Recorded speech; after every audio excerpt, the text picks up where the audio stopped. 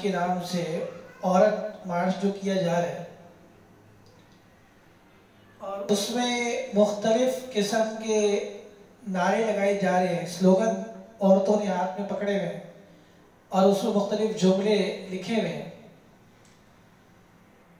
और बाज़ स्लोगन तो इतने बेहुदा और फहाशी के ऊपर मबनी हैं कि शायद मैं उनका तज़किरा भी आपके सामने ना कर सकूं। मैं इतनी बात बताना चाहता हूँ आप हज़रात को शरीयत की रोशनी में कि ये जो ख़वातीन मार्च में नारा लगा रही हैं कि मेरा जिस्म मेरी मर्जी, मेरा जिस्म मेरी मर्जी। पहली बात ये कि इस जिस्म का मालिक अल्लाह ताला है, ये हमारा अकीदा है और ईमान है और ये जिस्म को हमने उस तरह इस्तेमाल करना है जैसे अल्लाह का हुक्म है।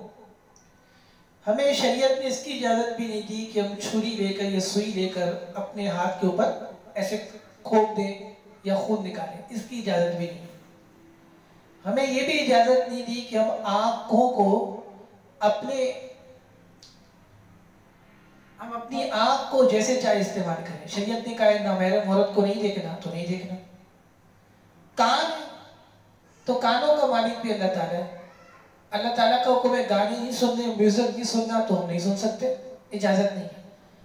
तो हमारे जिस्म का मालिक अल्लाह ताला है और उसका जैसे हुक्म होगा हमने वैसे उसको इस्तेमाल करना है। ये कहना कि मेरा जिस्म है, मेरी मर्जी है, मैं अपने शौहर को अपने करीब नहीं आने दूंगी, उसको ख्वाहिश पूरी करने नहीं दूंगी जब तक कि मेरी इजाज़त नहीं होगी, ये बात गलत है। हदीस में है और उसका हासिल मैं आपको बता रहा हूँ कि अगर खातून चूल्हे पर रोटी पका रही है और उसका शौहर, उसका हस्बैंड उसको कहता है कि आ जाओ मेरी ख्वाहिश पूरी करो, मेरे साथ जिमा करो, सोहबत करो, और रोटी जलने का खतरा है, तब भी आप सल्लल्लाहु अलैहि वसल्लम ने फरमाया कि रोटी को चूल्हे पे छोड़ दो अगरचे जलने का खतरा ही क्यों ना हो, और जाके अपने शौहर की ख्वाहिश को पूरा करो। अब अंदाजा करें कि खुदा ना खास्ता खाविन जिना के अंदर मुब्तला ना हो रहे। और एक हदीस में इस तरह आता है कि आप सल्लल्लाहु अलैहि वसल्लम ने फरमाया कि अगर अल्लाह ताला के अलावा किसी और को सजदा करना जायज होता तो मैं औरतों को कहता कि अपने शौहरों को, अपने हस्बैंड को सजदा करें, अपने हस्बैंड्स को, अपने शौहरों को सजदा करें। यानी शौहर का मकाम बयान करना मकसूद था कि अल्लाह ताला ने शौहर को कितना बड़ा मकाम दिया, कितनी बड़ी हैसियत दी। ये मगरिब का प्रोपेगेंडा है और ये चाहते हैं कि इस किस्म के नारों के जरिए से हमारी खवातीन की ज़हन साजी करें और ताकि जो हमारा मुसलमानों का फैमिलीज़म कायम है ये टूट जाए। हमारे यहाँ रिश्ते हैं, माँ है, फिर वो दादी बनती है, नानी बनती है, खाला बनती है, पुप्पी बनती है, उसका एक मकाम है। इस्लाम ने औरत को इज्जत दी है, उसको तहफ़्फ़ुज़ दिया है, उसको मकाम दिया है और मगरिब चाहता है कि ये मकाम औरत से छीन लिया जाए। आपको पता है कि अमेरिका और बरतानिया में रिश्ते महफूज नहीं है, काफिरों के यहाँ रिश्ते महफूज नहीं है। कितनी खवातीन ऐसी हैं, कितने बच्चे ऐसे हैं कि जिनको यही नहीं पता कि उनका बाप कौन है, उनकी माँ कौन है। वहां तो जिना करके जो है बच्चों को वेलफेयर वालों के हवाले कर दिया जाता है और पता नहीं होता कि इनके माँ बाप कौन है। ये नहीं पता कि मेरा मामू कौन है, मेरी पुप्पी कौन है, मेरी खाला कौन है, मेरी दादी कौन है। ये वो रिश्ते हैं कि जिनका जिक्र अल्लाह ताला ने कुरान करीम 14 पारा सूरत निसा में जिक्र फरमाया है।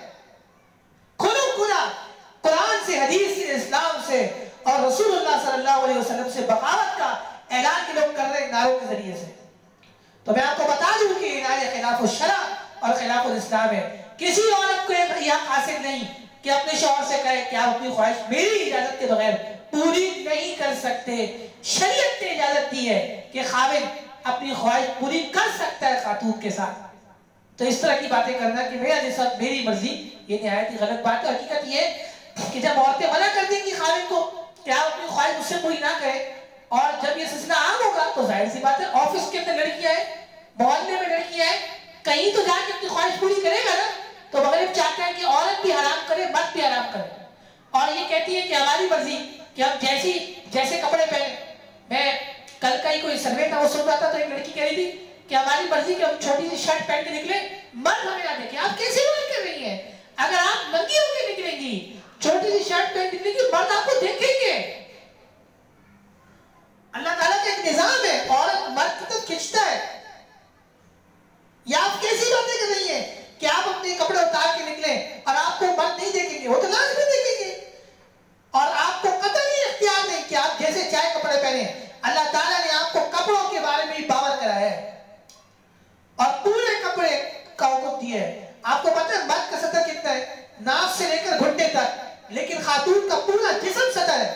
यहां तक कि जब औरत का जनाजा भी निकलता है तो वो कहते हैं कि कोई कपड़ा डाल ले और कपड़ा डाल के औरत की तदफीन करे, क्योंकि उसके जिस्म का पर्दा है। तो जब पर्दे के बाद औरत के जिस्म का पर्दा है तो जिंदगी में नहीं होगा क्या? जिंदगी में तो बदरजा वाला पर्दा है। औरत को इस्लाम ने तहफ़्फ़ुज़ दिया, औरत को इस्लाम ने इज्जत दी। और अजीब गरीब नारे हैं कि अपना खाना खुद गर्म कर लो। भाई मियाँ बीवी जब घर में रहते हैं तो खाविद कमाता है, दिन भर मेहनत करता है, तो औरत की जिम्मेदारी है कि वो घर की सफाई करे, खाविद के कपड़े धोए, किचन के अंदर खाना पकाए। हाँ, कभी कभी खाविद भी जब फ्री होता है तो औरत के साथ मिलकर वो खाना भी पका लेता है, घर के बर्तन भी धो लेता है, सफाई भी कर लेता है, ऐसा तो कोई भी मना नहीं करता। और रसूलुल्लाह सल्लल्लाहु अलैहि वसल्लम जब फुर्सत में होते थे तो हज़रत आयशा फरमाती है, बुखारी शरीफ में हज़रत आयशा फरमाती है कि आप घर के कामकाज भी करते थे, लेकिन सब आज अजान जैसी अजान सुनते थे तो आप फौरन मस्जिद की तरफ तशरीफ जाते थे, दीन के कामों में मशगूल हो जाया करते थे आप।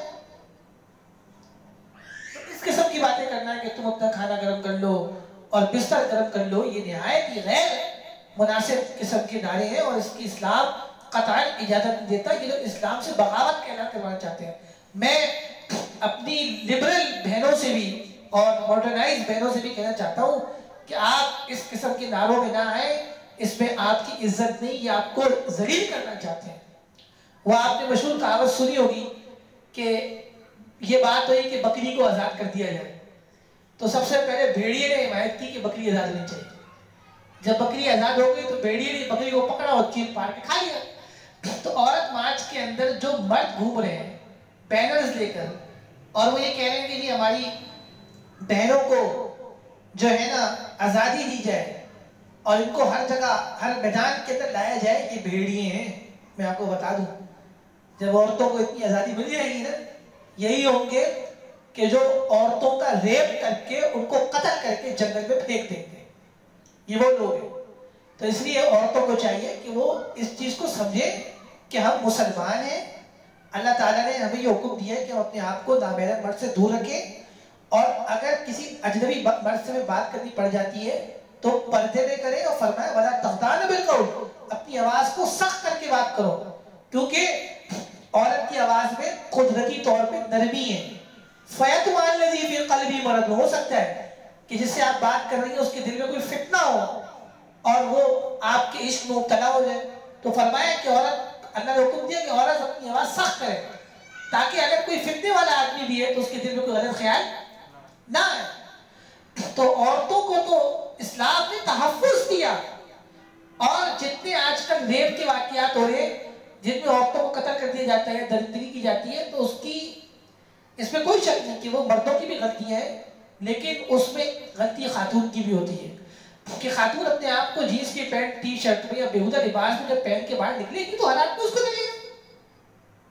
आप कैसे ये कह रही हैं कि हम स्कर्ट पहन के बाहर निकले या हम नाइटी पहन के बाहर निकले, वो मर्द ना देखे? भाई मर्द मैग्नेट की तरह भी खिंचता है। मर्द अल्लाह ने उसको मर्द बनाया है, दीनदार मर्द भी मुब्तला हो जाता है, ठीक है, देखना नहीं चाहिए, लेकिन इसका ये मतलब थोड़ी है कि आप जैसे चाहे निकले। जिस तरह मर्दों को कहा है कि अपनी आंखें नीचे करें, औरतों को ना देखें, तो औरतों को भी कहा है कि आपकी जिस्म क्या पर्दा करें। कुरान शरीफ में कि वक़रना फी बुयूतिकुन्ना, सूरह अहज़ाब में 21वें पारे में कि अल्लाह फरमाते हैं औरतें घरों में रहे।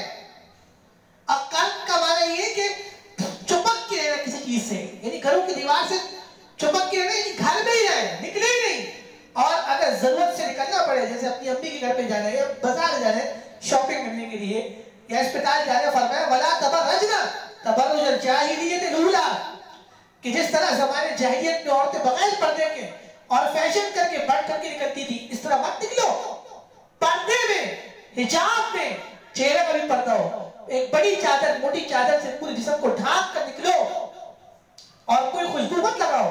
हदीस में तो यहाँ तक आता है कि जो औरत खुशबू लगाकर बाहर निकलती है घर से, आप सल्लल्लाहु अलैहि वसल्लम ने फरमाया इन्नहा ज़ानिया, ये औरत ज़ानी है। आप खुशबू लगाए, घर में लगाए। देखिए, आपको शौक है ना जीन्स की पैंट पहनने का और टी शर्ट पहनने का और नाइटीज, आपने शौक के सामने पहने, बंद कमरे के अंदर आपने नाइटीज। मैं इसलिए खुला खुला बात कर रहा हूँ, मेरी बात पे कोई ये ना कहे कि यार मुफ्ती साहब कैसी बातें कर रहे हैं। इनको हया नहीं। जो औरतें ये स्लोगन लगा सकती हैं कि हमारे इस खास जगह में इतनी इंच का फासला है, तो फिर हम भी थोड़ी जो है ना बात कर सकते हैं, हक रखते हैं हम बात करने का।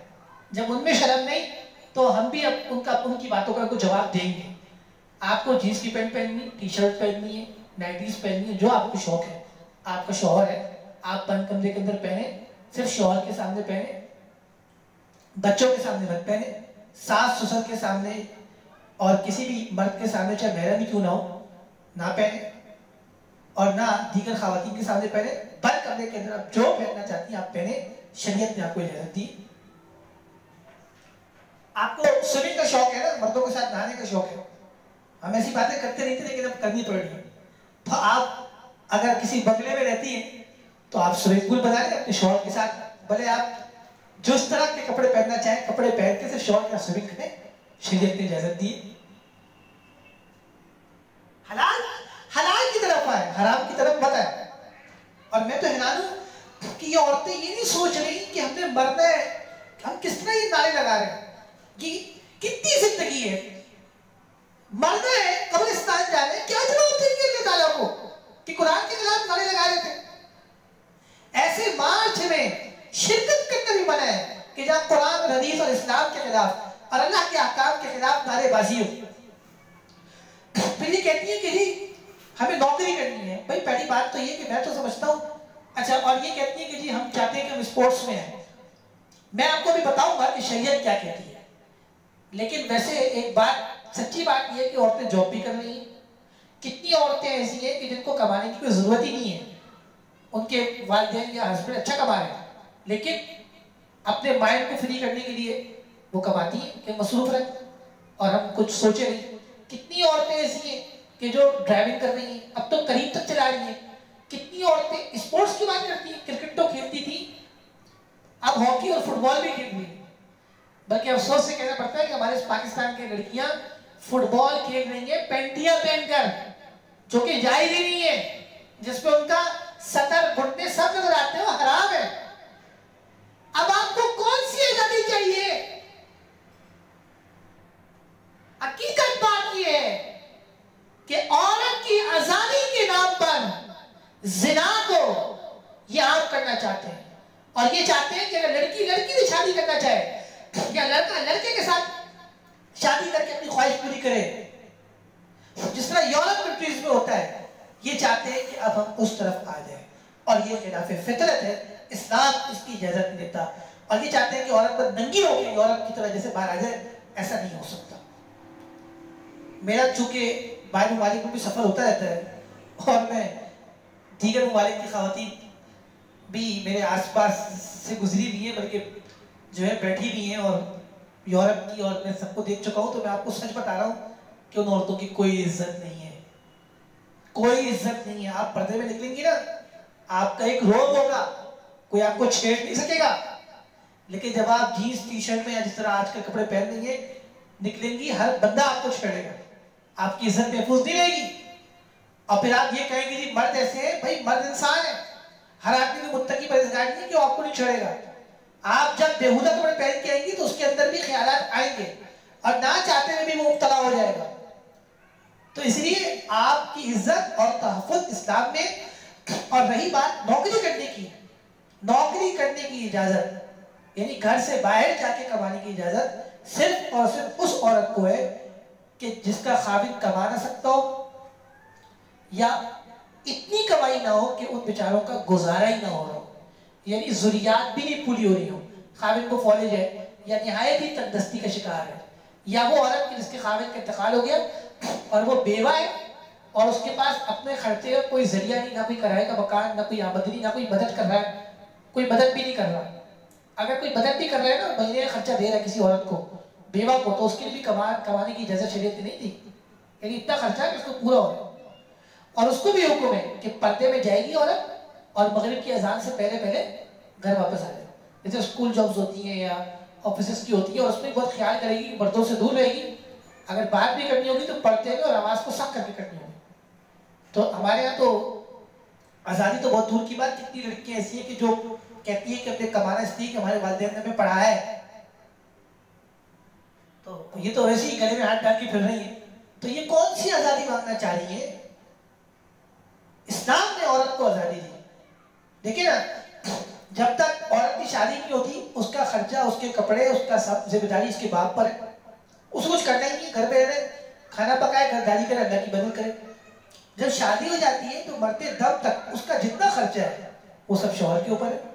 तो इससे ज्यादा इज्जत क्या होगी और इससे ज्यादा आजादी क्या होगी कि इस्लाम तो वो कमाने में क्या ही नहीं रहा कि आपको घर में खाना भी मिल रहा है, कपड़े भी मिल रहे हैं, गाड़ी का भी इंतजाम है, तमाम अल्लाह आपकी ज़रूरियात पूरी फरमा रहे हैं।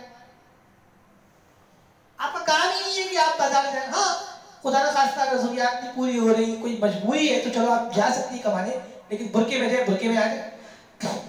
मैं जहाज में जा रहा था और मैंने कई दफ़ा ये देखा है, मैं बता इसलिए रहा हूँ कि इनको हकीकत समझनी चाहिए। ये जो क्या कहते हैं, एरोस्टेस कहते हैं, मेरे सामने कितनी एरोस्टेस को लड़कों ने छोड़ा है जहाज में। और बाहर ममालिक के जहाज में जब मैंने सफर किया है एड्रेस वगैरह में, तो आपको पता है कि वो कपड़े कैसे पहनती हैं लड़कियां, जिन्होंने सफर किया उनको अंदाजा।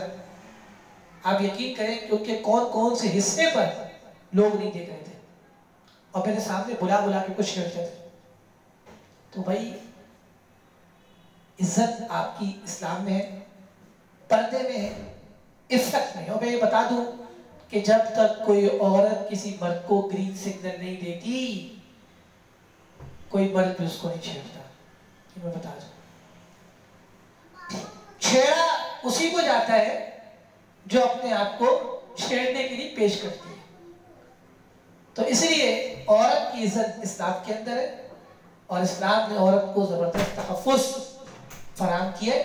हम ख़वातीन की इज्जत करते हैं। हाँ, अगर कहीं खुदा न खास्ता वाकई औरत पे जुल्म हो रहा है कि उसका शौहर उसको बगैर किसी वजह के मारता है, पीटता है, खर्चा नहीं देता, उसके माँ बाप से जहेज का मुतालबा करता है, तो ऐसी बात है कि वो नाजायज़ है। और उसका हल का तरीका क्या है? उसका हल का तरीका औरत मार्च नहीं है, बल्कि अदालतें कायम है, कोर्ट्स बनी हुई, आप वहां जाए और अपना हक आप अदालत के जरिए से हासिल करें। जो एक निजाम है, आपके बड़े हैं, वालिदैन जिंदा है, उनसे मामलात को उनके वालिदैन के जरिए से कराया जाए।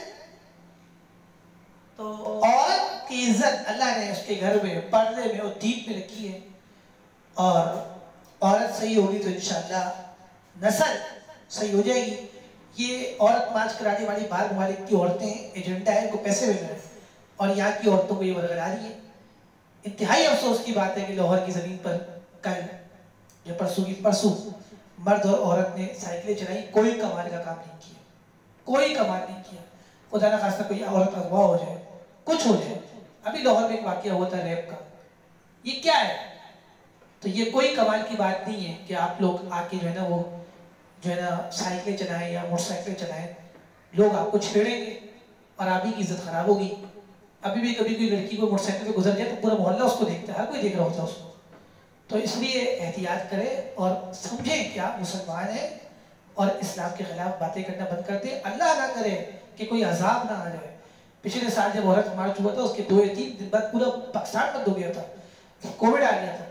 तो अल्लाह ना करे आसमान, मैं तो इस पे हैरान हूँ कि मर्द औरत साइकिल चला रहे थे, मुझे तो डर था कि आसमान से पत्थर ना बरस जाए कहीं जमीन ना फट जाए। ये जो औरत मार्च कर रही है और जमीन को अंदर ना ले ले, ये तो अल्लाह की इससे बगावत कर रही है, अल्लाह के अहकाम के खिलाफ खुले खुले जंग का ऐलान हो रहा है।